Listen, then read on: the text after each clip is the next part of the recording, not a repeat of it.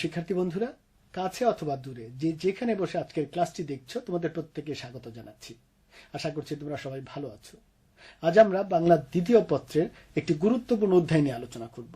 তবে সেই অধ্যায়ে যাবার আগে তোমাদেরকে একটি ছবি দেখাচ্ছি। এই ছবিটি দেখে ঝটপট তোমাদের খাতায় তোমাদের মন্তব্যগুলো লিখে ফেলো।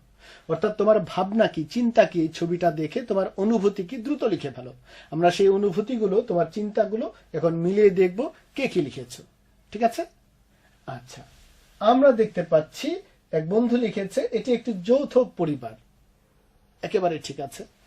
আমরা দেখতে পাচ্ছি আরেকজন লিখেছে দুই প্রান্তের বয়স্ক দুজন পরিবারের প্রধান।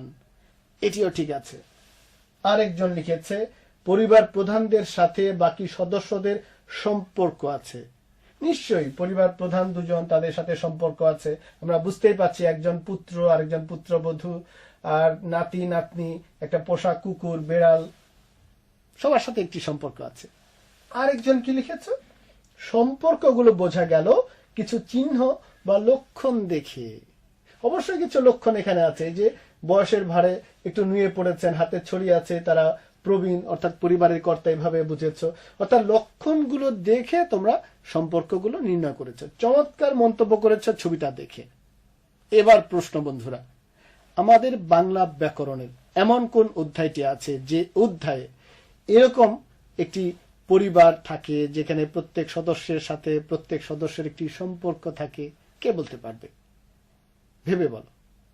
ও চমৎকার, একদম ঠিক বলেছো। অধ্যায়টির নাম কারক ও বিভক্তি। আজকে প্রথম পর্ব, এবং এই প্রথম পর্বে আমরা কি শিখব? কারক কাকে বলে, বিভক্তি কি, কারক ও বিভক্তি নির্ণয়ের সহজ পদ্ধতি। বন্ধুরা, তাহলে আমরা চলে যাচ্ছি আজকের অধ্যায়ে কারক বিভক্তি সম্পর্কে বিস্তারিত আলোচনায়। প্রথমে আমরা জানব কারক কি বা কারক কাকে বলে। এটা সম্পর্কে একটা মোটামুটি ধারণা কিন্তু তোমাদের আগের থেকে আছে। তারপরেও আমরা একটু ফ্ল্যাশব্যাকে যাই। তোমরা জানো যে কতগুলো ধ্বনি বা বর্ণ মিলে তৈরি হয় কি শব্দ বা ওয়ার্ড। শব্দের থাকে অর্থ। আর এরকম অনেকগুলো শব্দ বা পদ মিলে তৈরি হয় একটি বাক্য বা সেন্টেন্স। সেন্টেন্স দিয়ে বক্তা তার মনের ভাব সম্পূর্ণ প্রকাশ করেন। আর এরকম যে কোনো সেন্টেন্স বা বাক্যের মধ্যে অবশ্যই একটি পদ থাকে, অপরিহার্য পদ আমরা বলি। সেটা কি? ক্রিয়াপদ বা ভার্ব। এই যে বন্ধুরা বাক্যের অপরিহার্য পদটি বললাম ক্রিয়াপদ, এই ক্রিয়াপদের সাথে অন্যান্য যে পদগুলো থাকে বাক্যের, এদের প্রত্যেকের কোনো না কোনো একটি সম্পর্ক থাকে, রিলেশনশিপ থাকে, এবং এই সম্পর্কটার নামই হচ্ছে কারক। তাহলে দেখো কত সহজ ব্যাপারটা বন্ধুরা, যে বাক্যের যে ক্রিয়াপদ, সেই ক্রিয়াপদের সাথে অন্যান্য যে পদগুলো, বিশেষ করে নাম পদগুলো মানে বিশেষ্য, সর্বনাম, এদের সাথে ক্রিয়াপদের একটি সম্পর্ক থাকে। সম্পর্কটার নাম কারক। ঠিক আছে? কারক শব্দটি এসছে ক্রি ধাতুর সাথে নক প্রত্যয় বা অক প্রত্যয় যুক্ত হয়। ক্রি ধাতু, যার অর্থ হলো কাজ করা বোঝায়। এজন্য কারক শব্দের অর্থ বলছে বাক্যে যা ক্রিয়া সম্পাদন করে। এর অর্থ কি আসলে?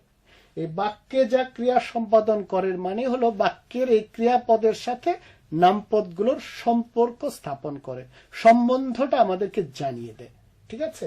আর এই কারকের রীতি কিন্তু বন্ধুরা তোমরা জানো, এটি এসছে সংস্কৃত ভাষা রীতি থেকে। তাহলে এই তথ্যগুলো আমরা জানলাম কারক সম্পর্কে। ঠিক আছে? এবার আমরা দেখব যে কারক কত প্রকার। তোমরা জানো যে বাংলা ভাষায় কারক সাধারণত 6 প্রকার: কর্তৃকারক বা কর্তা কারক, কর্মকারক, করণ কারক, সম্প্রদান কারক, অপাদান কারক এবং অধিকরণ কারক। বন্ধুরা, আমরা এবার একটি বাক্য নিয়ে এই সম্পর্কটা নির্ণয় করব, অর্থাৎ কারক নির্ণয় করব। তবে মনে আছে সেই ছবিতে কিন্তু আমরা ফিরে যাব। দেখো, সেই ছবিটির সাথে বলছিলাম আমাদের বাক্যের মিল আছে। কিভাবে মিল আছে আমরা মিলিয়ে দিচ্ছি। এটি একটি বাক্য। এই যে মা দুপুর বেলায় রান্নাঘরে হাঁড়ি থেকে হাতা দিয়ে ক্ষুধার্ত ব্যক্তিকে ভাত বেড়ে দিয়েছিলেন, এটি একটি বাক্য। এই বাক্যটিকে আমরা ধরবো একটি পরিবার। এটি একটি পরিবার, আমার বাক্যগুলো তাহলে একটি পরিবার। এ হচ্ছে নাম্বার 1 মিল, যে আমার বাক্য একটা পরিবার, এটা একটা পরিবার। এরপরে আছে বাক্যের ক্রিয়া বেড়ে দিয়েছিলেন পরিবারের প্রধান। এখানে বয়স্ক দুজন ছিলেন পরিবারের প্রধান, আর আমার বাক্যের ক্রিয়াটি হলো পরিবারের প্রধান। এরপরে আছে এই বেড়ে দিয়েছিলেন ক্রিয়ার সাথে অন্যান্য পদের কোনো না কোনো সম্পর্ক আছে। যেমন বয়স্ক লোক দুজনের সাথে বাকিদের একটি সম্পর্ক ছিল। আমার এই যে বেড়ে দিয়েছিলেন ক্রিয়া, এ হলো বাক্যের প্রধান, এর সাথে অন্যান্য পদ মা, দুপুরবেলা, রান্নাঘর, হাঁড়ি, হাতা, ক্ষুধার্ত ব্যক্তি, ভাত, এদের সবার সাথে এই ক্রিয়াটির একটি সম্পর্ক আছে। এবং এই সম্পর্কগুলো আমরা বুঝবো কিভাবে? কতগুলো লক্ষণ বা চিহ্ন দেখে, যে চিহ্নগুলোকে আমরা বিভক্তি বলি, একটু পরে আমরা বিস্তারিত জানাবো বন্ধুরা। তাহলে এই ব্যাপারটি আমরা জানলাম যে এক, বাক্য মানে আমার একটি পরিবার, পরিবারের প্রধান হলেন ক্রিয়াপদ, আর ওই ক্রিয়াপদের সাথে বাক্যের অন্যান্য সদস্য বা অন্যান্য পদগুলোর কোনো না কোনো একটি সম্পর্ক থাকে। এবার আমরা দেখি কেমন সম্পর্ক থাকে। প্রথমেই এই বাক্যের ক্রিয়াকে, অর্থাৎ বাক্যের প্রধান যে, তাকে আমরা কিছু প্রশ্ন করব। প্রথম প্রশ্ন, বেড়ে দেওয়ার কাজটি কে করেছিলেন? যেহেতু ক্রিয়া হচ্ছেন বেড়ে দিয়েছিলেন, তাকে প্রশ্ন করলাম বেড়ে দেওয়ার কাজটি কে করেছিলেন? উত্তর মা। তাহলে মা কর্তা, বেড়ে দেওয়ার কাজটা করেছেন মা, তাহলে মা কর্তা, সাবজেক্ট। তাহলে এই কর্তার সাথে এই ক্রিয়ার সম্পর্কের নামটা হলো কর্তৃকারক। দেখো, সম্পর্কের নাম, রিলেশনশিপের নাম। মা কর্তা, তিনি কাজ করেছেন, বেড়ে দিয়েছেন, এই জন্য তার সাথে ক্রিয়ার সম্পর্কের নামটা হলো কর্তৃকারক বা কর্তাকারক। এবার দ্বিতীয় প্রশ্ন, মা কি বেড়ে দিয়েছিলেন? এই যে উত্তর, মা ভাত বেড়ে দিয়েছিলেন। এই ভাতটি হলো আমার কর্ম বা অবজেক্ট, অর্থাৎ মা বেড়ে দিয়েছিলেন কি জিনিস? ভাত। ফলে ভাত কর্ম, আর এই কর্মের সাথে ক্রিয়ার সম্পর্কের নাম হলো কর্মকারক। এবার আমরা তৃতীয় প্রশ্ন করছি ক্রিয়াকে, যে মা কিসের দ্বারা ভাত বেড়ে দিয়েছিলেন? ওই যে উত্তর আছে হাতা দিয়ে। হাতাটা একটা যন্ত্র, হাতা, হাতল মানে চামচ, এই হাতা দিয়ে ভাতটা বেড়ে দিয়েছিলেন এই যন্ত্র বা উপকরণের সাহায্যে। এই জন্য এটা হচ্ছে করণ, আর এর সাথে ক্রিয়ার সম্পর্কের নামই হলো করণকারক। বন্ধুরা, আমরা তিনটি বিষয় এখানে জেনে গেলাম। এক, বাক্যের যে কর্তা, তার সাথে ক্রিয়ার সম্পর্কের নাম কর্তৃকারক। বাক্যের যে কর্ম বা অবজেক্ট, তার সাথে ক্রিয়ার সম্পর্কের নাম কর্মকারক। আর জানলাম বাক্যের যে করণ, করণ মানে যন্ত্র বা উপাদান, যেটার দ্বারা আমরা কাজটা করি, তার সাথে ক্রিয়ার সম্পর্কের নাম হচ্ছে করণকারক। এবার আমরা চতুর্থ প্রশ্ন করছি, মা কাকে ভাত বেড়ে দিয়েছিলেন? এই যে উত্তর পেয়ে গেছি, ক্ষুধার্ত ব্যক্তিকে। এটা হচ্ছে সম্প্রদান কারক, অর্থাৎ ক্ষুধার্ত ব্যক্তির জন্য ভাতটা বেড়ে দিয়েছিলেন, তার নিমিত্তে, তার তরে উপকৃত ব্যক্তিটা হলেন ক্ষুধার্ত ব্যক্তি, এই জন্য এটা সম্প্রদান কারক। পরের প্রশ্ন করছি, মা কোথা থেকে ভাত বেড়ে দিয়েছিলেন, বা ভাত বেড়ে দেওয়ার উৎস কি? ভাতটা যে দিয়েছেন এটার সোর্স কি, উৎস কি? ওই যে আমার বাক্যে আছে হাঁড়ি। ভাতটা বেড়ে দিয়েছিলেন হাঁড়ি থেকে, এই উৎস থেকে, এজন্য সেটা হলো অপাদান। কোন উৎস থেকে যদি কাজ হয়, সেই উৎসটাই হলো অপাদান, আর ওর সাথে ক্রিয়ার সম্পর্কের নাম তাহলে অপাদান কারক। এবার পরের প্রশ্ন, মা কখন ভাত বেড়ে দিয়েছিলেন? এই যে উত্তর পেয়ে গেছি, মা দুপুর বেলায় ভাত বেড়ে দিয়েছিলেন। এটি একটি সময় বা কাল। প্রশ্ন কিন্তু বন্ধুরা রয়ে গেছে, মা কোথায় বসে ভাত বেড়ে দিয়েছিলেন? রান্নাঘরে। তাহলে এটাও আরেকটি জায়গা, যে ভাত বেড়ে দেওয়ার কাজটি করেছিলেন রান্নাঘরে বসে, তাহলে ওটাও একটি অধিকরণ। অর্থাৎ কোন স্থান বা কাল যদি বোঝায়, ঘটনা ঘটার স্থান বা কাল বোঝালে সেটাও হয়ে যাবে অধিকরণ কারক। বন্ধুরা, তাহলে আমরা এখানে দেখো একটি বাক্য থেকে আমরা 6টি কারক খুঁজে বের করতে পারলাম, অর্থাৎ ক্রিয়ার সাথে অন্যান্য পদগুলোর সম্পর্কটা নির্ণয় করতে পারলাম। অত্যন্ত সহজ কিন্তু ব্যাপারটা, এটাই হচ্ছে কারক আসলে। এবার বন্ধুরা, আমরা বিভক্তি কাকে বলে সেটা জানবো, অর্থাৎ ওই যে লক্ষণগুলো, চিহ্নগুলো। প্রচলিতভাবে কারক নির্দেশক চিহ্নকেই বলে বিভক্তি, অর্থাৎ কারককে যে চিনিয়ে দেয়, যে লক্ষণগুলো, যে চিহ্নগুলো। যেমন ওই যে ছবিতে আমরা দেখেছিলাম, টাক মাথা, বয়স বেশি হয়ে গেছে, হাতে ছড়ি আছে, ওগুলো লক্ষণ। ওই লক্ষণ দেখে বুঝেছিলাম তিনি অনেক বয়স্ক, তিনি পরিবারের প্রধান। এখানেও যে চিহ্ন বা লক্ষণগুলো আমাকে কারক চিনিয়ে দেবে, সম্পর্ক বলে দেবে, সেটাই হচ্ছে বিভক্তি। আসলে বিভক্তি হলো কতগুলো বর্ণ বা বর্ণগুচ্ছ, যারা একটি পদের সাথে আরেকটি পদের সম্পর্ক স্থাপন করে। বন্ধুরা ভালো করে একটু বুঝে নাও যে বিভক্তি হলো কতগুলো চিহ্ন, এক কথায় বললে কতগুলো বর্ণ। এই বর্ণগুলো কি করে? একটি শব্দের সাথে যুক্ত হয়, হয়ে আরেকটি শব্দের সাথে সম্পর্ক স্থাপন করে, অর্থাৎ শব্দকে পদে পরিণত করে। শব্দ বা ওয়ার্ড তো সরাসরি বাক্যে বসতে পারে না, সে তার সাথে বিভক্তি যুক্ত হয়ে পদ হয়। এই যে বিভক্তিগুলো, এটা হচ্ছে সম্পর্ক তৈরি করে একটা পদের সাথে আরেকটা পদের। আবার কিছু বিভক্তি আছে ধাতুর সাথে যুক্ত হয়ে ক্রিয়াপদ তৈরি করে। একটি বাক্য আমরা উদাহরণ দিয়ে দিচ্ছি, যেমন ঘরে বসে বসে শিক্ষার্থীরা সংসদ টিভিতে ক্লাস করছে। এই যে যেমন তোমরা ক্লাস করছো, এই বাক্যটি ঘরে বসে শিক্ষার্থীরা সংসদ টিভিতে ক্লাস করছে। এখানে কি কি বিভক্তি আছে আমরা মিলিয়ে দেই। ঘরে, ঘর যোগ এ বিভক্তি। বসে, বস যোগ এ বিভক্তি। বস একটা ধাতু, এর সাথে এ ক্রিয়া বিভক্তি যুক্ত হয়ে বসে হয়ে গেছে ক্রিয়াপদ। শিক্ষার্থীরা, এখানে শিক্ষার্থী শব্দের সাথে রা বিভক্তি যুক্ত হয়েছে। তারপরে আছে সংসদ টিভিতে, সংসদ টিভি তার সাথে যুক্ত হয়েছে তে বিভক্তি। এরপরে আছে ক্লাস, ক্লাসের সাথে কোনো বিভক্তি চিহ্ন আমরা পাচ্ছি না, কিন্তু আমাদের বলতে হবে যে অবশ্যই কোনো চিহ্ন আছে, কারণ শুধু শব্দ বাক্যে বসে না, বাক্যে বসলেই তার সাথে বিভক্তি যুক্ত হয়, তখন সেটা পদ হয়। এজন্য বলতে হবে এখানে শূন্য বিভক্তি আছে। তাহলে বন্ধুরা আমরা এই তথ্যটা কিন্তু জানলাম, কোন শব্দের সাথে যদি কোনো বিভক্তি চিহ্ন আমরা না পাই, বিভক্তি চিহ্ন স্পষ্ট না হয়, তখন বলবো সেখানে শূন্য বিভক্তি আছে। ঠিক আছে? তাহলে এই যে একটি বাক্য আমরা পেলাম, করছে আরেকটি শব্দ, এটা ক্রিয়াপদ, এর সাথে কর ধাতুর সাথে ছে বিভক্তি যুক্ত হয়েছে।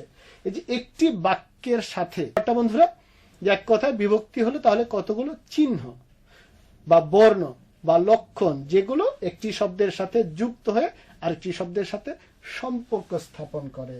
এই কারণে বিভক্তি দুই প্রকার, এক ক্রিয়া বিভক্তি, দুই শব্দ বিভক্তি। এবার আমরা দুটো সম্পর্কে জানবো। ক্রিয়া বিভক্তি, ইতিমধ্যে আমরা বলেছি বন্ধুরা যে বিভক্তিগুলো ধাতুর সাথে যুক্ত হয়ে ক্রিয়াপদ তৈরি করে, ভার্ব তৈরি করে, ওই বিভক্তিগুলোর নাম হচ্ছে ক্রিয়া বিভক্তি। যেমন দেখো, ঘরে বসে শিক্ষার্থীরা সংসদ টিভিতে ক্লাস করছে। এই বাক্যে দুটো ক্রিয়া আছে, কিন্তু একটি অসমাপিকা বসে আর একটা হলো করছে। এদের সাথে বস ধাতুর সাথে এ ক্রিয়া বিভক্তি যুক্ত হয়েছে, আবার কর ধাতুর সাথে ছে ক্রিয়া বিভক্তি যুক্ত হয়েছে। এজন্য এই দুটোকে বলছে ক্রিয়া বিভক্তি। তাহলে বন্ধুরা আমরা বুঝলাম যে ধাতুর সাথে যে বিভক্তি যুক্ত হয়ে ক্রিয়াপদ তৈরি করে, সেই বিভক্তিগুলোর নাম ক্রিয়া বিভক্তি। ঠিক আছে? এবার আমরা জানবো শব্দ বিভক্তি কাকে বলে। যেসব বর্ণ বা বর্ণগুচ্ছ বাক্যে কোন শব্দের পরে, বিশেষত নাম শব্দের পরে যুক্ত হয়ে অন্য শব্দের সাথে সম্বন্ধ স্থাপন করে, ওই বিভক্তিগুলোকে বলে শব্দ বিভক্তি। যেমন দেখো, ওই যে ঘরে, ঘর যোগ এ, তারপরে শিক্ষার্থীরা, শিক্ষার্থী যোগ রা, সংসদ টিভিতে, সংসদ টিভি যোগ তে, ক্লাস, ক্লাস যোগ শূন্য, এই যে লাল কালিতে চিহ্নিত করে দেয়া আছে, এই চিহ্নগুলো হলো শব্দ বিভক্তি। বন্ধুরা তাহলে আমরা খুব সহজে পার্থক্যটা জেনে নেব। যে বিভক্তি একটি শব্দের সাথে আরেকটি শব্দের সম্পর্ক স্থাপন করে তার নাম শব্দ বিভক্তি, আর যে বিভক্তিগুলো ধাতুর সাথে যুক্ত হয়ে ক্রিয়াপদ তৈরি করে তার নাম ক্রিয়া বিভক্তি। ঠিক আছে? তাহলে আমরা বন্ধুরা বাংলা শব্দ বিভক্তিকে পাচ্ছি 7 প্রকার। 7টি শব্দ বিভক্তি আমাদের আছে। প্রথমা বা শূন্য বিভক্তি, দ্বিতীয়া বিভক্তি, তৃতীয়া বিভক্তি, চতুর্থী বিভক্তি, পঞ্চমী বিভক্তি, ষষ্ঠী বিভক্তি এবং সপ্তমী বিভক্তি। আর কারক নির্ণয় করতে গেলে এই শব্দ বিভক্তি কিন্তু কাজে লাগে, ক্রিয়া বিভক্তিগুলো কারকের ক্ষেত্রে লাগে না। ক্রিয়া বিভক্তিগুলো আমরা ধাতুতে, ক্রিয়াপদে, অন্যান্য জায়গায় পাবো, কিন্তু কারক নির্ণয়ের ক্ষেত্রে কিন্তু আমাদের এই শব্দ বিভক্তি 7টি কাজে লাগবে। তাহলে বন্ধুরা এই 7টি শব্দ বিভক্তির চিহ্নগুলো কিন্তু আমাদের অবশ্যই জেনে রাখতে হবে, লক্ষণগুলো চিনতে হবে। এই যে সেই ছকে চিহ্নগুলো দেয়া আছে 1 থেকে 7 পর্যন্ত 7টি বিভক্তির চিহ্ন। এই চিহ্নগুলো কিন্তু আবার এক বচনে একরকম, বহু বচনে কিন্তু আবার আরেক রকম হয়। তোমরা একটু এক ঝলক তাকিয়ে দেখো বন্ধুরা।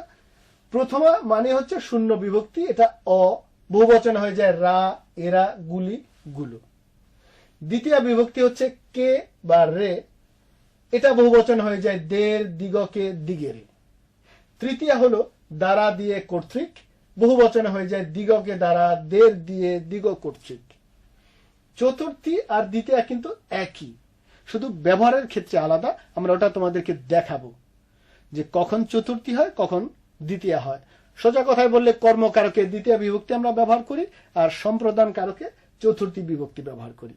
ঠিক আছে, এবার আমরা পঞ্চমীতে যাচ্ছি। হতে থেকে চেয়ে এক বচনে, বহু বচনে আছে দের হতে, দের থেকে, তের চেয়ে। ষষ্ঠীতে আছে র এর, বহু বচনে দিগের, দের। আর সপ্তমীতে এ অতে, বহু বচনে দিগে, দিগেতে। বন্ধুরা, এই যে 7টি শব্দ বিভক্তির চিহ্ন তোমাদেরকে দেখালাম, এই চিহ্নগুলো কিন্তু তুমি অবশ্যই ভালো মতো মনে রাখবে। কারণ নইলে কারক ঠিকই দেখা গেল নির্ণয় করতে পারলে, কিন্তু তার সাথে কোন বিভক্তি আছে সেটা হয়তো ভুল করে ফেললে, তখন পুরো নম্বর। বিভক্তি চিহ্নগুলো তুমি একটু ভালো মতো খেয়াল করে নিও। ঠিক আছে, এখানে আরেকটি বিষয় তোমাদের জন্য জানাচ্ছি যে তৃতীয়া ও পঞ্চমী যে বিভক্তিগুলো আমরা পেলাম, অর্থাৎ তৃতীয়া বিভক্তি কি ছিল? দ্বারা দিয়ে কর্তৃক। পঞ্চমী কি ছিল? হতে থেকে চেয়ে। এগুলো কিন্তু আসলে বিভক্তি না, এগুলো অনুসর্গ বা পরসর্গ। আমরা অনুসর্গ নামে যে আলাদা একটি অধ্যায় আছে, সেই অধ্যায়ে গেলে এটা পাবো। ওগুলো কিন্তু আসলে অব্যয় জাতীয় শব্দ। ওই অব্যয় জাতীয় শব্দগুলো বা অনুসর্গগুলো কারকের ক্ষেত্রে বিভক্তির কাজ চালায়। ঠিক আছে, এবার আমরা দেখব যে বিভক্তি এবং অনুসর্গের মধ্যে আসলে পার্থক্যটা কি। তোমাদের জানতে ইচ্ছে করছে না? যে একটু আগে আমরা দেখালাম 7টি বিভক্তি, মাঝখান থেকে আবার বললাম তৃতীয় আর পঞ্চমী এরা বিভক্তি না, এরা অনুসর্গ। পার্থক্যটা দেখো। বিভক্তি তো আমরা চিনেছি যে এরা অর্থহীন বা মিনিংলেস বর্ণ। ঠিক আছে, আর এরা কি করে? শব্দের সাথে একেবারে যুক্ত হয়ে যায়, অ্যাটাচড হয়। যেমন দেখো, ঢাকা এই শব্দের সাথে অন্তস্থ অ বিভক্তিটি যুক্ত হয়ে গেল, যুক্ত হয়ে এক শব্দ হয়ে গেল ঢাকায়। শিক্ষক তার সাথে কে যুক্ত হয়ে গেল শিক্ষক কে। এগুলো হলো শব্দ বিভক্তি। তাহলে আমরা জানলাম শব্দ বিভক্তি একদম শব্দের সাথে যুক্ত হয়ে থাকে, কিন্তু অনুসর্গগুলো কি হয়? এরা যুক্ত হয় না, স্বাধীনভাবে বসে, কারণ ওরা নিজেরাই একটি স্বাধীন পদ। এই যে এরা অব্যয় জাতীয় শব্দ, এরা বাক্যে স্বাধীনভাবে বসে, শব্দের সাথে যুক্ত হয় না। যেমন দেখো, ঢাকা থেকে এসেছে, এই যে থেকে, এ কিন্তু ঢাকা শব্দের সাথে যুক্ত হয়নি। তাহলে আমরা বন্ধুরা বিভক্তি এবং অনুসর্গের এই পার্থক্যটা অবশ্যই ভালো মতো একটু মনে রাখবো। আর এটুকু জানলাম যে এই দুই ধরনের অনুসর্গ, তৃতীয়া এবং পঞ্চমীর যে দুটো বিভক্তি, এরা আসলে অনুসর্গ, কিন্তু কারকে এসে বিভক্তির কাজ চালাচ্ছে। এই জন্য আমরা এখানে এদেরকে তৃতীয়া বিভক্তি এবং পঞ্চমী বিভক্তি বলে থাকি। বন্ধুরা, বিভক্তি যোগ করার কিন্তু কিছু নিয়ম আছে, এটা তোমাকে একটু আবার জানতে হবে। সব জায়গায় সব বিভক্তিগুলো আবার ব্যবহার করা যাবে না। যেমন দেখো, অপ্রাণী বা ইতর প্রাণীর শব্দের বহু বচনে রা, কে, রে যুক্ত হয় না। অপ্রাণী বা ইতর প্রাণী মানে বস্তু, এবং ইতর প্রাণী, মানুষ হলো উন্নত প্রাণী, এর বাইরে যত প্রাণী আছে ওরা হলো ইতর প্রাণী, এবং অপ্রাণী মানে বস্তু, এদের সাথে রা, কে, রে এগুলো যোগ করা যাবে না। কি যোগ করতে হবে? গুলি, গুলো বা শূন্য বিভক্তি যোগ করতে হবে। যেমন দেখো, পাথরগুলো, গরুগুলি। আমি কিন্তু বলবো না গরুকে, গরুরা, পাথররা বলা যাবে না। তাহলে একটি পয়েন্ট আমরা মনে রাখলাম, অপ্রাণী বা ইতর প্রাণীর ক্ষেত্রে কে, রে, রা এই বিভক্তিগুলো যোগ করব না। ঠিক আছে, আরেকটি নিয়ম আছে, স্বরান্ত শব্দের শেষে এ বিভক্তিটা অন্তস্থ অ, এ, তে হয়ে যায়। একটু ভালো করে খেয়াল করো, স্বরান্ত। স্বরান্ত মানে কি? যে শব্দের শেষে স্বর আছে, যে স্বরটা আছে ওটা হলো স্বরান্ত। যেমন মনা, শেষে কি আছে? আ, এটা হলো কি আছে শেষে উ, এটা উকারান্ত মানে স্বরধ্বনি শেষে আছে। মনি শেষে কি আছে নি, ইকারান্ত। তাহলে বলছে স্বরান্ত শব্দের শেষের এটা কি হয়ে যায় অ এ তে হয়ে যায়। দেখো মা যোগ এ হর কথা কি ছিল মা এ, কিন্তু হয়ে গেল মায়ে। ঘোড়া যোগ এ হওয়ার কথা ছিল ঘোড়া এ, কিন্তু হয়ে গেল ঘোড়ায়। পানি এ, কিন্তু হলো পানিতে। বন্ধুরা তাহলে দুটো পয়েন্ট আমরা জানলাম, সাথে আরেকটি ছোট্ট পয়েন্ট আছে। অকারান্ত ও ব্যঞ্জনান্ত শব্দের শেষের র হয়ে যায় এর এবং রা হয়ে যায় এরা। খেয়াল করো, অকারান্ত যে শেষে যে যদি অধ্বনি থাকে ওটা অকারান্ত, আর ব্যঞ্জনান্ত শেষে যদি ব্যঞ্জন থাকে ব্যঞ্জনান্ত। রটা হয়ে যাবে এর, রাটা হয়ে যাবে এরা। প্রমাণ দেখো, লোক যোগ র হর কথা কি ছিল লোকর, লোক যোগ র হর কথা ছিল কিন্তু লোকর হয়ে গেল কি লোকের, ওই যে রটা এর হয়ে গেল। আবার দেখো বিদ্যান যোগ রা হর কথা ছিল বিদ্যান রা হয়ে গেল বিদ্যানেরা। তাহলে এই যে বিভক্তি যোগ করার তিনটি নিয়ম আমরা দেখালাম, একটু ভালো করে খেয়াল রেখো যে কোন শব্দের সাথে কোন ধরনের বিভক্তি আমরা যোগ করব। ঠিক আছে বন্ধুরা, চলে যাচ্ছি পরের স্লাইডে। মা দুপুর বেলায় রান্নাঘরে হাঁড়ি থেকে হাতা দিয়ে ক্ষুধার্ত ব্যক্তিকে ভাত বেড়ে দিয়েছিলেন, যে বাক্যটি আমরা প্রথমে দেখিয়েছিলাম সেই বাক্যটি তাহলে এই পুরো আলোচনার শেষে এসে আমরা মিলিয়ে দেখব যে কোন শব্দটির সাথে কোন বিভক্তি আছে এবং কোন শব্দটি কোন কারক, অর্থাৎ পুরো বাক্যটির কারক এবং বিভক্তি আমরা এখন একসাথে দেখব। ঠিক আছে বন্ধুরা, প্রস্তুত? তাহলে প্রথমে মা কর্তৃকারকের শূন্য বিভক্তি, কারণ কি বেড়ে দেওয়ার কাজ করেছিলেন মা, কর্তা, তার সাথে আছে কোনো বিভক্তি নাই, শূন্য, এই জন্য শূন্য বিভক্তি। ভাত কি বেড়ে দিয়েছিলেন ভাত, কর্মকারক, তার সাথে শূন্য বিভক্তি। কি দিয়ে বেড়ে দিয়েছিলেন হাতা, করণ কারক, বিভক্তি হলো তৃতীয়া। কাকে বেড়ে দিয়েছিলেন ক্ষুধার্ত ব্যক্তিকে, এই যে কে আছে হলো চতুর্থী। কোথা থেকে বেড়ে দিয়েছিলেন হাঁড়ি থেকে, এই যে অপাদান কারক উৎস, অপাদান কারক বিভক্তি আছে থেকে মানে পঞ্চমী।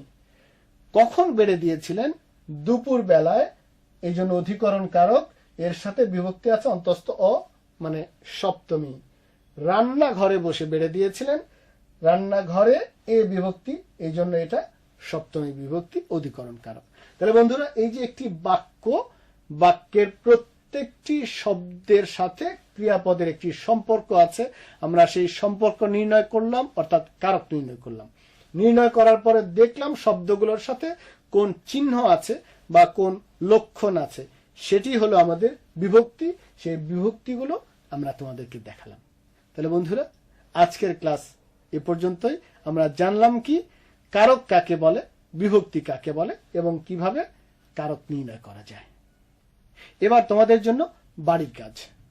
তোমরা এই ক্লাস শেষে যা শিখেছো সেটা আরেকটু চর্চা করে তোমরা এই উত্তরগুলো করে রাখবে।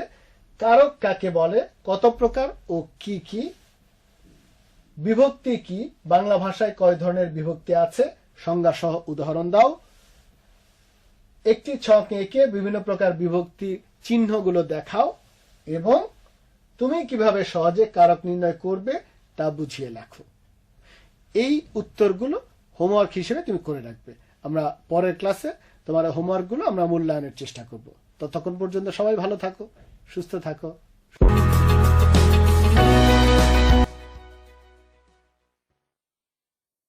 প্রিয় সপ্তম শ্রেণীর শিক্ষার্থীরা, কেমন আছো সবাই? আশা করি ভালো আছো। আমার ঘরে আমার স্কুলের আজকের পাঠে তোমাদের সবাইকে স্বাগত।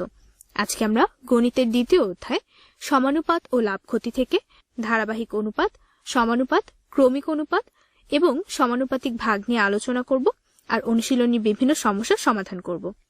চলো তাহলে শুরুতেই দেখে নিই আজকের পাঠ শেষে আমরা কি কি শিখতে পারবো।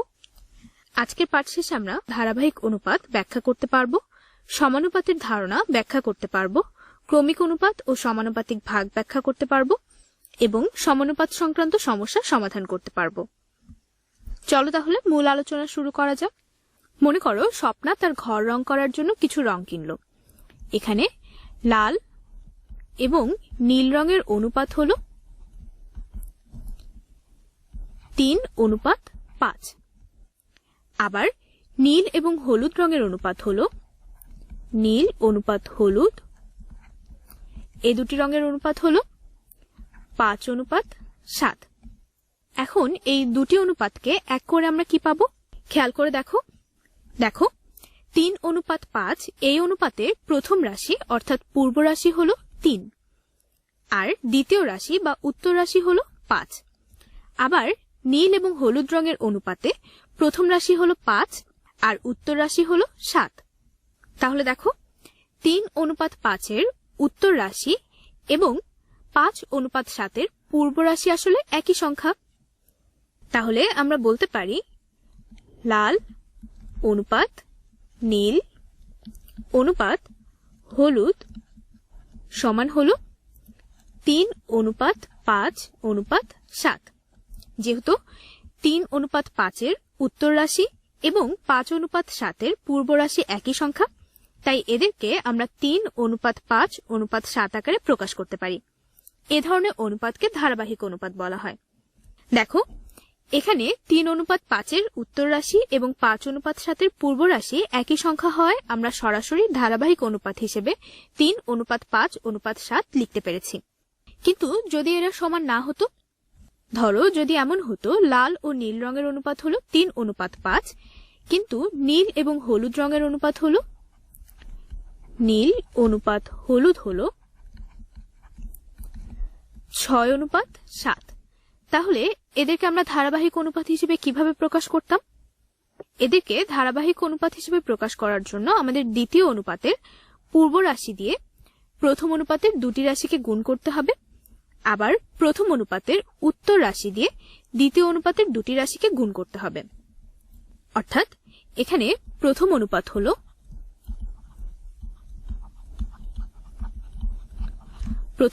সমান হলো 3:5। 3:5 কে দ্বিতীয় অনুপাতের পূর্ব রাশি অর্থাৎ 6 দিয়ে গুণ করতে হবে, অর্থাৎ 3 গুণ 6 অনুপাত 5 গুণ 6। তাহলে এখানে আমরা পাচ্ছি 18:30। আবার দ্বিতীয় অনুপাত কত? দেখো দ্বিতীয় অনুপাত হলো 6:7। দ্বিতীয় অনুপাতের উভয় রাশিকে প্রথম অনুপাতের উত্তর রাশি দিয়ে গুণ করতে হবে, অর্থাৎ 6 গুণ 5 অনুপাত 7 গুণ 5 সমান 30:35।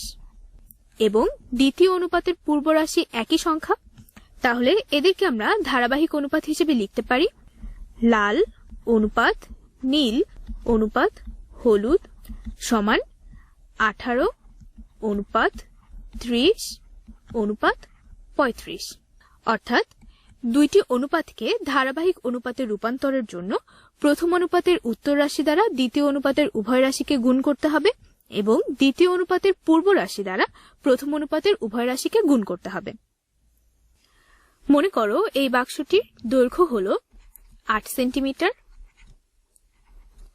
এবং প্রস্থ হলো 5 সেন্টিমিটার।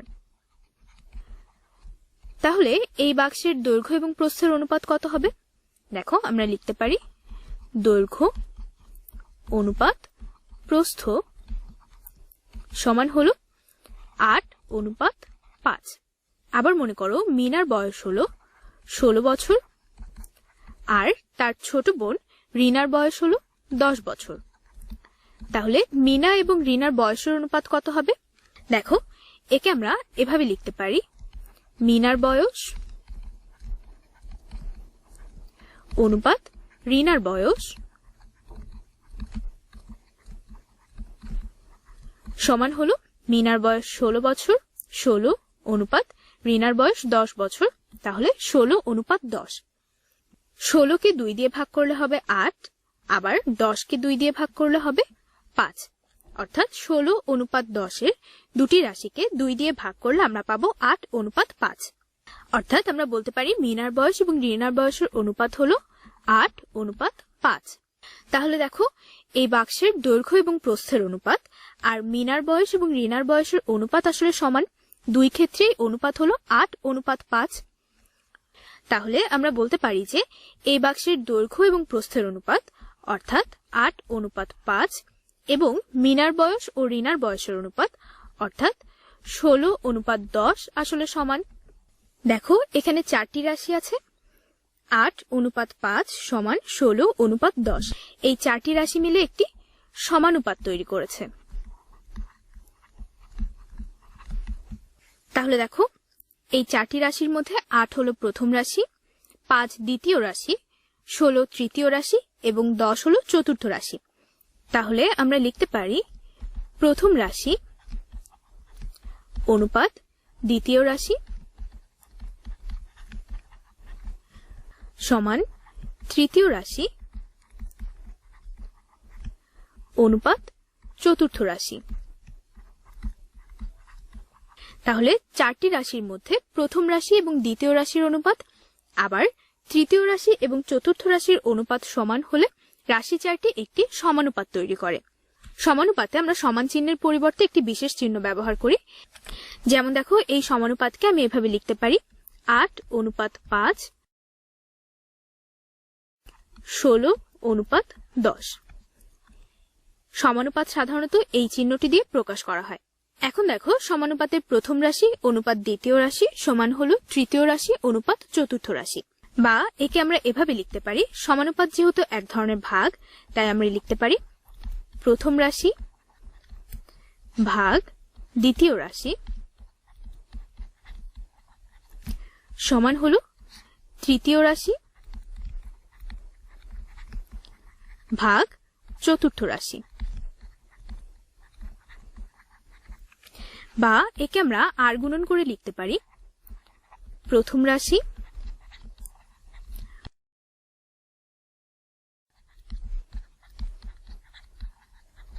সমান দ্বিতীয় রাশি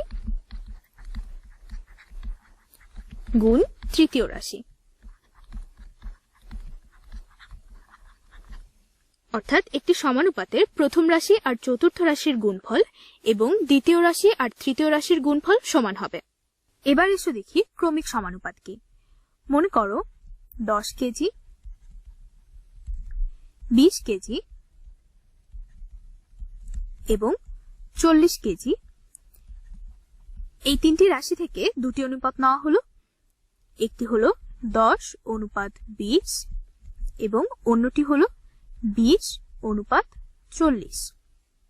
এখন এদেরকে সমানুপাত হিসেবে প্রকাশ করলে হবে 10:20 সমানুপাত 20:40। এ ধরনের সমানুপাতকেই বলা হয় ক্রমিক সমানুপাত।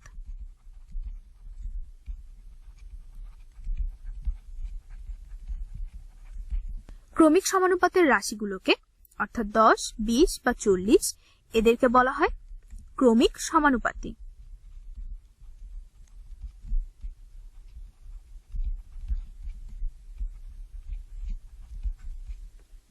অর্থাৎ আমরা বলতে পারি তিনটি রাশির প্রথম ও দ্বিতীয় রাশির অনুপাত এবং দ্বিতীয় ও তৃতীয় রাশির অনুপাত পরস্পর সমান হলে সমানুপাতটিকে ক্রমিক সমানুপাত বলে, আর রাশি তিনটিকে বলা হয় ক্রমিক সমানুপাতি। তাহলে এখন মনে করো তিনটি রাশি দিয়ে তৈরি সমানুপাত হলো ক অনুপাত খ সমানুপাত খ অনুপাত গ। বা এদেরকে আমরা এভাবে লিখতে পারি ক ভাগ খ সমান খ ভাগ গ। বা আর গুণ করে আমরা লিখতে পারি ক গ সমান হলো খ গুণ খ বা ক গ সমান হলো খ এর বর্গ। অর্থাৎ ক্রমিক সমানুপাতের ক্ষেত্রে প্রথম এবং তৃতীয় রাশির গুণফল দ্বিতীয় রাশির বর্গের সমান। বা একে আমরা এভাবে প্রকাশ করতে পারি প্রথম রাশি গুণ তৃতীয় রাশি সমান দ্বিতীয় রাশির বর্গ দ্বিতীয় রাশির বর্গ। এবার এসে দেখি সমানুপাতিক ভাগ কি। একটি প্রদত্ত রাশিকে একাধিক নির্দিষ্ট সংখ্যার অনুপাতে বিভক্ত করাকে বলা হয় সমানুপাতিক ভাগ। যেমন মনে করো একটি রাশি দেওয়া আছে 20 মিটার, একে একাধিক নির্দিষ্ট সংখ্যার অনুপাতে, যেমন ধরো 7:3 আকারে ভাগ করাই হচ্ছে সমানুপাতিক ভাগ। তাহলে এই রাশিকে আমরা কিভাবে বিভিন্ন ভাগে বিভক্ত করতে পারি? প্রথমে দেখো, এখানে 7:3 এর পূর্ব রাশি ও উত্তর রাশির যোগফল হচ্ছে পূর্ব রাশি যোগ উত্তর রাশি সমান হলো 7 যোগ 3, 7 আর 3 যোগ করলে হবে 10। তাহলে দেখো, প্রথম ভাগ সমান 20 মিটারের 10/7 অংশ। খেয়াল করো, এখানে 10 হলো পূর্ব এবং উত্তর রাশির যোগফল আর 7 হলো পূর্ব রাশি। তাহলে 20 মিটারের 10/7 অংশ কত হবে? 20 মিটারের 10/7 অংশ অর্থাৎ 20 এর 10/7। এখন দেখো, 10 দিয়ে যদি 20 কে ভাগ করি তাহলে এখানে থাকবে 2, 7 আর 2 গুণ করলে হবে 7 গুণ 2 মিটার সমান 14 মিটার। অর্থাৎ 20 মিটারের 10/7 অংশ হলো 14 মিটার। দ্বিতীয় ভাগ সমান মিটারের 10/3 অংশ। দেখো, এখানে এই 10 হলো পূর্ব রাশি এবং উত্তর রাশির যোগফল আর 3 হলো উত্তর রাশি। তাহলে 20 মিটারের 10/3 অংশ সমান কত হবে? একে আমরা লিখতে পারি 20 এর 10/3। দেখো, 10 দিয়ে 20 কে ভাগ করলে ভাগফল হবে 2, 3 দিয়ে 2 কে গুণ করলে হবে 3 গুণ 2 মিটার অর্থাৎ 6 মিটার। তাহলে দেখো, 20 মিটারকে যদি আমরা 7:3 আকারে বিভক্ত করি তাহলে আমরা পাবো 14 মিটার এবং 6 মিটার। এভাবে কোনো একটি রাশিকে একাধিক নির্দিষ্ট সংখ্যার অনুপাতে বিভক্ত করাকেই বলা হয় সমানুপাতিক ভাগ। তাহলে একটি অংশের পরিমাণ সমান হলো প্রদত্ত রাশি গুণ ওই অংশের আনুপাতিক সংখ্যা ভাগ অনুপাতের পূর্ব ও উত্তর রাশির যোগফল। এভাবে এই পদ্ধতিতে একটি রাশিকে বিভিন্ন ভাগে বিভক্ত করা যায় এবং এটিকেই সমানুপাতিক ভাগ বলা হয়। এবার এসো অনুপাত সম্পর্কিত কিছু সমস্যার সমাধান করি। প্রথমে অনুশীলনী 2.1 এর 1 নম্বরের গ দেখো, এখানে বলা হয়েছে নিচের রাশিগুলোকে দিয়ে সমানুপাত লিখতে হবে। এখানে রাশিগুলো হলো 7 সেন্টিমিটার, 15 সেকেন্ড, 28 সেন্টিমিটার এবং 1 মিনিট। দেখো, এখানে প্রথম রাশি হলো 7 সেন্টিমিটার। দ্বিতীয় রাশি কি হবে? লক্ষ্য করে দেখো, প্রশ্ন দেখে মনে হচ্ছে দ্বিতীয় রাশি হবে 15 সেকেন্ড, কিন্তু আসলে সেটি হবে না। কেন বলতো? কারণ সমানুপাতের প্রথম এবং দ্বিতীয় রাশি আবার তৃতীয় এবং চতুর্থ রাশি সমজাতীয় হতে হয়। কিন্তু 7 সেন্টিমিটার আর 15 সেকেন্ড সমজাতীয় নয়, কারণ একটি দৈর্ঘ্য প্রকাশ করে আর অন্যটি সময় প্রকাশ করে। অন্যদিকে দেখো, 7 সেন্টিমিটার এবং 28 সেন্টিমিটার এই রাশি দুটি দৈর্ঘ্য প্রকাশ করে, আবার 15 সেকেন্ড আর 1 মিনিট এই রাশি দুটি সময় প্রকাশ করে। যেহেতু 7 সেন্টিমিটার এবং 28 সেন্টিমিটার সমজাতীয়, তাই এদেরকে আমরা যথাক্রমে প্রথম এবং দ্বিতীয় রাশি ধরে নিতে পারি, আর 15 সেকেন্ড এবং 1 মিনিটকে যথাক্রমে তৃতীয় এবং চতুর্থ রাশি ধরে নিতে পারি। তাহলে চলো এদেরকে কিভাবে সমানুপাত আকারে লেখা যায়। খেয়াল করো, তৃতীয় রাশি হলো 15 সেকেন্ড, চতুর্থ রাশি হলো 1 মিনিট। একই এককে রূপান্তরের জন্য 15 সেকেন্ডের সাথে মিলিয়ে 1 মিনিটকেও আমরা সেকেন্ডে রূপান্তর করব। তাহলে শুরুতেই দেখো, আমরা জানি 1 মিনিট সমান হলো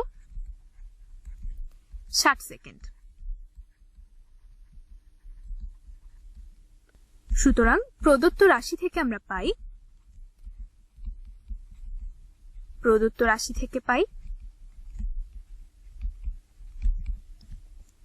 7 সেন্টিমিটার, 15 সেকেন্ড, 28 সেন্টিমিটার এবং 60 সেকেন্ড। তাহলে এই অনুপাতে 4টি রাশি আছে, এই 4টি রাশি একটি সমানুপাত তৈরি করবে। তাহলে আমরা লিখতে পারি প্রথম রাশি অনুপাত দ্বিতীয় রাশি সমানুপাত তৃতীয় রাশি অনুপাত চতুর্থ রাশি। এখন দেখো এখানে প্রথম রাশি হলো 7 সেন্টিমিটার, তাহলে 7 অনুপাত দ্বিতীয় রাশি আমরা ধরে নিয়েছি 28 সেন্টিমিটার, কারণ প্রথম রাশি আর দ্বিতীয় রাশিকে একই জাতীয় হতে হবে।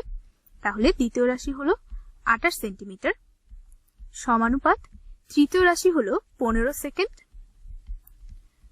অনুপাত চতুর্থ রাশি হলো 1 মিনিট, যাকে আমরা 60 সেকেন্ডে রূপান্তর করেছি, অর্থাৎ চতুর্থ রাশি হলো 60। তাহলে 7 অনুপাত 28 সমানুপাত 15 অনুপাত 60। তাহলে এই রাশিগুলোকে আমরা এভাবে সমানুপাত আকারে লিখতে পারলাম। এবার 2 নম্বরের ঘ দেখো, এখানে ক্রমিক সমানুপাতের দুটি প্রান্তীয় রাশি দেওয়া আছে, একটি হলো 7/5 আর অন্যটি হলো 1/5/2। আমাদের সমানুপাতটি তৈরি করতে হবে। তাহলে এখানে আমরা ধরে নিতে পারি, ধরি প্রথম রাশি হলো 7/5 আর তৃতীয় রাশি হলো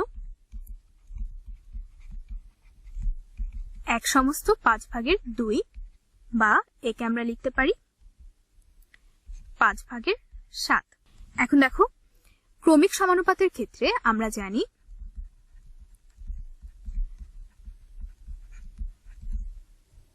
প্রথম রাশি গুণ সমান হলো দ্বিতীয় রাশির বর্গ,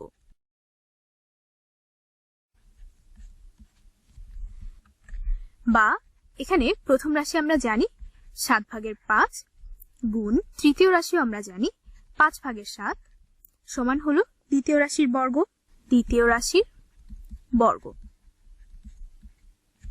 বা দেখো এদেরকে আর গুণ করলে হবে 1, অর্থাৎ আমি লিখতে পারি দ্বিতীয় রাশি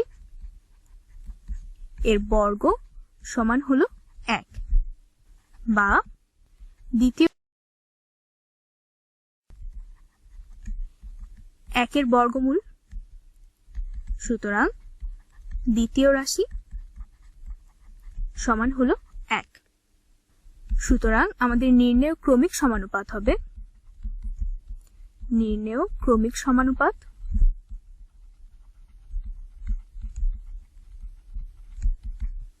প্রথম রাশি হলো 7/5 অনুপাত দ্বিতীয় রাশি হলো 1 সমানুপাত তৃতীয় রাশিও হলো 1 অনুপাত চতুর্থ রাশি হলো 5/7। এটি হলো আমাদের নির্ণেয় ক্রমিক সমানুপাত।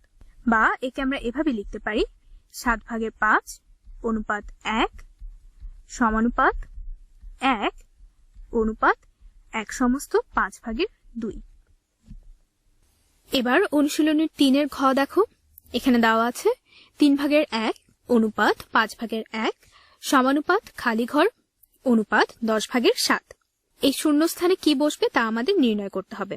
চলো তাহলে দেখি কিভাবে শূন্যস্থানে কি বসবে তা নির্ণয় করা যায়। দেখো এখানে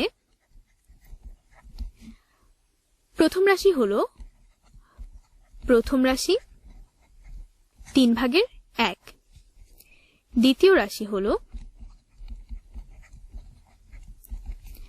5/1, তৃতীয় রাশি কি তা আমরা জানি না, চতুর্থ রাশি হলো 10/7। তাহলে আমাদের নির্ণয় করতে হবে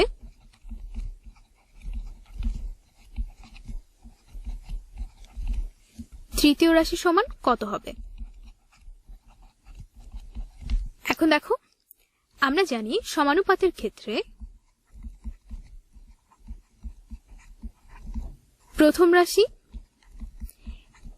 এবং প্রথম রাশি গুণ চতুর্থ রাশি সমান হলো দ্বিতীয় রাশি এবং তৃতীয় রাশির গুণফল, দ্বিতীয় রাশি গুণ তৃতীয় রাশি। অর্থাৎ সমানুপাতের ক্ষেত্রে প্রথম রাশি এবং চতুর্থ রাশির গুণফল দ্বিতীয় রাশি এবং তৃতীয় রাশির গুণফলের সমান হয়। এখন এখানে যদি আমরা মান বসাই, বা প্রথম রাশি হলো 3/1 গুণ চতুর্থ রাশি হলো 10/7 সমান দ্বিতীয় রাশি হলো 5/1 গুণ তৃতীয় রাশি কত তা আমরা জানি না, আমাদের তৃতীয় রাশির মানই নির্ণয় করতে হবে।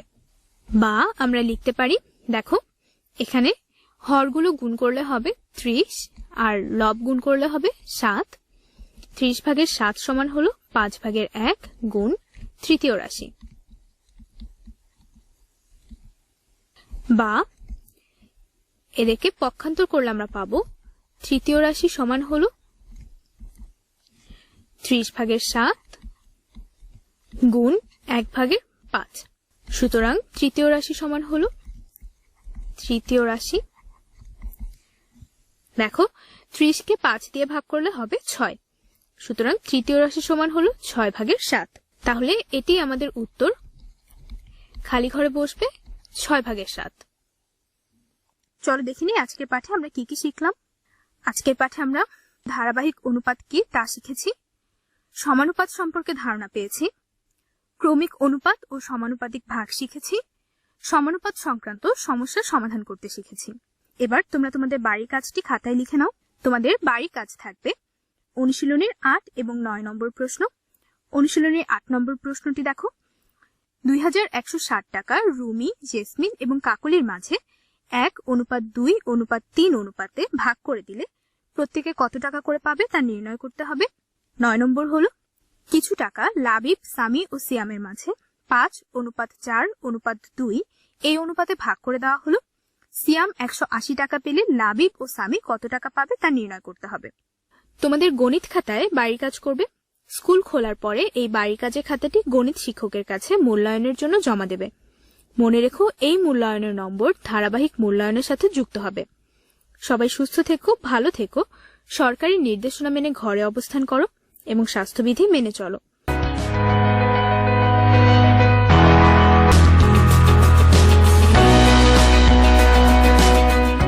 Hello dear students, how are you all? I believe you all are having a good time and you are enjoying sound health and mind. Welcome to Amar Ghore Amar school.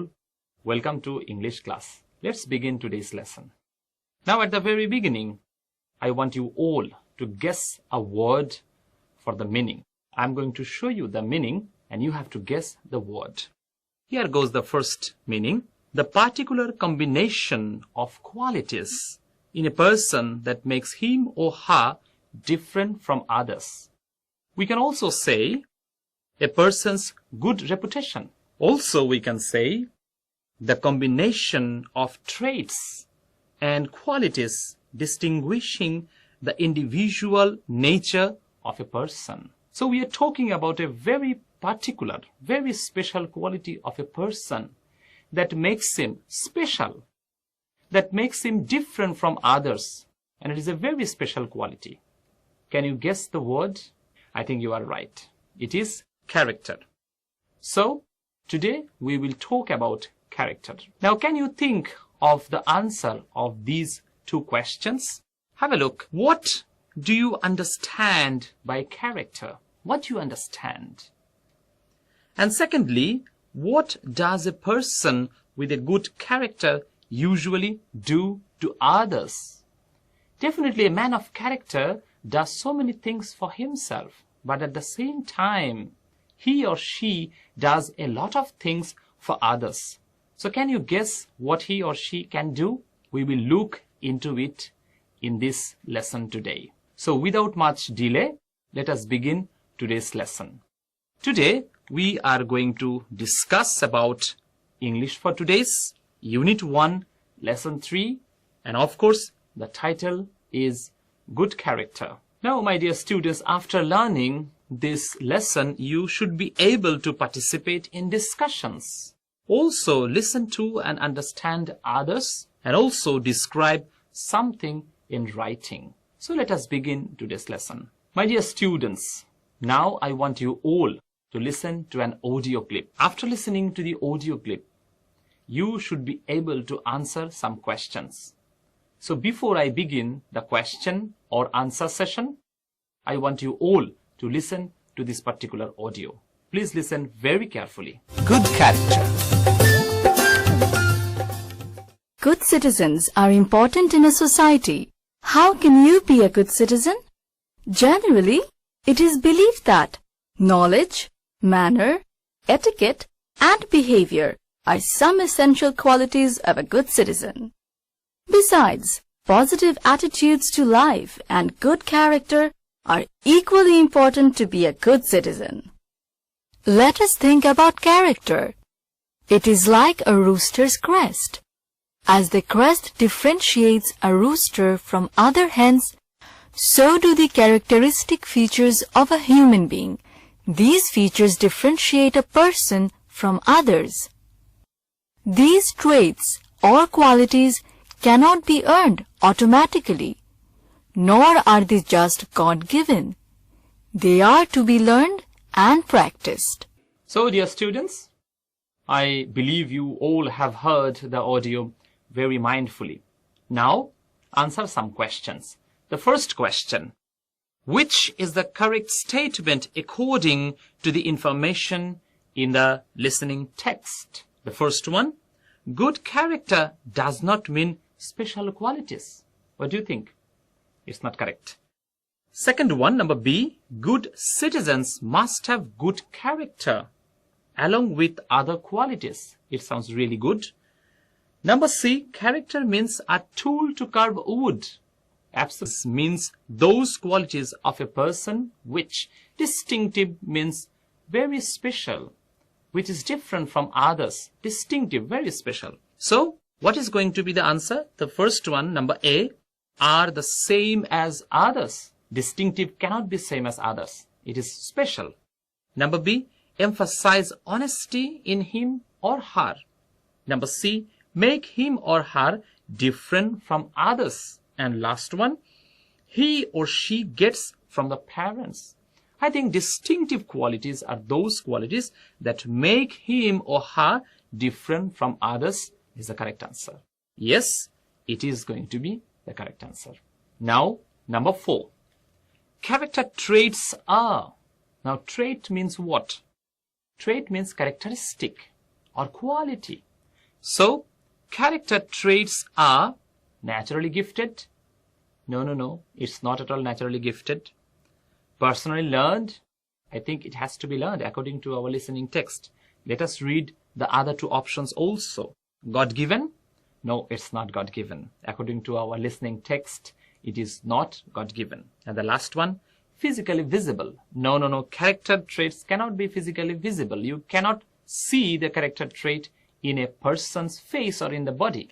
It is an inner quality. So, the correct answer is going to be personally learned. You have to learn it and you have to earn it. So, this is a very special quality which must be earned. Now, my dear students, let us participate in an activity. In fact, it is a gap-filling activity. There are going to be some clues for all of you. See, in the first box, there are some words. You have to use each word in each gap. So you have to find out the suitable word for any gap. Let us read the passage. Citizens possessing good character live a life of virtue. They may belong to any social, I think class is going to be the answer. Social class. Yes. Social class, upper or lower. Their thoughts and behavior. Their thoughts and behavior show high moral values. So for whom we have high moral values? See, citizens possessing good character. So this is very important. Those who have good character, they have their thoughts and behavior with high moral values. Remember this.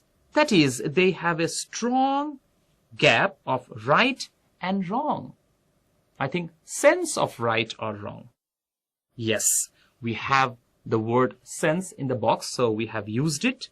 Sense of right and wrong. So, what they do is gap for themselves as well as for others in the gap and in the society. I think so what they do is good for themselves. Yes, good for themselves as well as for others in the family and in the society. In fact, they cannot even think of gap any wrong to others. Think of. After think of, we should use the ing form of a verb. So, yes, doing is going to be the correct answer. Yes, in fact, they cannot even think of doing any wrong to others. Now the second part of the text. One of the most positive. After one of the, we use the plural form. So, what we have? We have qualities. So, one of the most positive qualities of these people is tolerance towards whom? Towards others. Yes, towards others. Suppose a group of people in your community gap or practice something. So what do you think is the correct answer? Have a look here. I think believe. Yes, believe or practice something which you do not like personally. So sometimes people in your community may have a very special belief or a practice which you may not like personally. So what do you do then? Have a look here. But as a good citizen, you should allow, right? You should allow them to perform their activities. Thus, tolerance can generate what? Respect for people of other cultures. Tolerance and respect can make life harmonious, right? Harmonious and peaceful in the society. Harmonious means a state where everybody is in peace. Everybody has a good relationship with other people. Live in harmony means live in happiness. Live in good combination with others. So this is a wonderful passage about tolerance.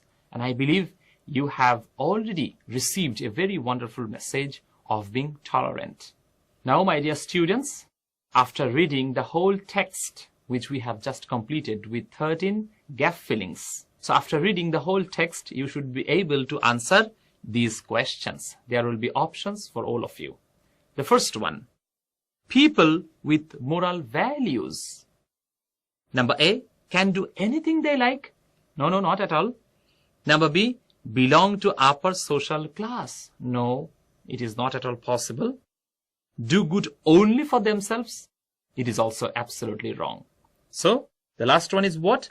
Cannot do anything wrong to others. Yes, this is going to be the correct answer. Yes, absolutely correct. So, people with moral values cannot do anything wrong to others. Remember, you have to be like that. Next one, number 2. Tolerance means what? Number A, allowing others to say and do what they like. It sounds really good. Number B, having a good character. Number C, having disagreements with others. And last one, a quality that every citizen has. Although some of them sound correct, but the first one is the most correct. So, we should say tolerance means allowing. Now, number 3. What can make life harmonious in society? What? Number A, performing religious rites. It is very good, of course. Number B, encouraging cultural values. It is also good. Number C, respecting others' beliefs and opinions. Very important. And lastly, fulfilling religious obligations. Now, the correct answer is going to be number C, respecting others' beliefs and opinions. This is how we have harmony in the society. This is how we have peaceful situation in the society. Let us be respectful to all and let us be tolerant. That is the message of today's lesson. Now, my dear students, let us participate in one more activity. It is in page number 3, exercise E. Find the opposites of these words. If you do not know any, look it up in your dictionary. Of course, you are free to open up a dictionary and find the opposite words. Then make a meaningful sentence with each of these opposites. So, we will make sentence with the opposite words. The first one, right, wrong. So, what can we make a sentence with wrong? We can write, if you have moral values, you cannot do any wrong to your fellow beings. Of course, if you have moral values, you cannot do any wrong to others. Now, with this idea, let us continue this activity. The second one, tolerance. What do you think? The opposite of tolerance is going to be intolerance. So, a sentence can be like, show intolerance to autistic children. You know, autistic children need very special care. So we must not be intolerant to them. We have to show tolerance. It is very important. Another word, respect. So the opposite word of respect should be disrespect, which is a very negative word. So a sentence can be like this. Some bad boys disrespect their coach. Sometimes in the field, some bad boys don't like to listen to the coach and try to do on their own, which is bad. So they have to be respectful to the coach and teachers. More words. Allow is going to be disallow. A sentence can be like this. Most parents disallow their children to participate in online games. Games are good, but the games which you play in computer are not at all good for your mind, for your eyes. So please be careful. And parents are not at all permissive at this. Although some parents are, but most parents are not at all allowing. So they disallow their children. Next one, enjoyable. Enjoyable is going to be unenjoyable. So we can make a sentence in this way. We had a completely unenjoyable time in the theater. Maybe in the theater the play was not interesting. So it was an unenjoyable time for the students. Now, dear students, one more activity, but this time I want you to do this because in the last class we have learned how to make a paragraph. So this paragraph you do by yourself. Write a paragraph about how tolerant or intolerant you are towards your classmates. Give reasons. Are you tolerant? If you are, then reasons why. Are you intolerant? Please give reasons why you are intolerant. In what circumstances you are not tolerant. Write it in a very interesting way. You can do it. Now let us have a recap of today's class. In today's class, we have completed Unit 1, Lesson 3 from our English for Today book, and we have learned about good character. We learned that tolerance is very important, and we learned that in the society, if we want to live in peace and harmony, we have to be respectful to others. We have to be tolerant to others, and we have to allow other people to practice their belief, even though I may not like it. So this is the message of today's lesson. I believe you are going to practice it in your everyday life. So my dear students, that's all for now. Stay well, stay safe, and please keep learning English.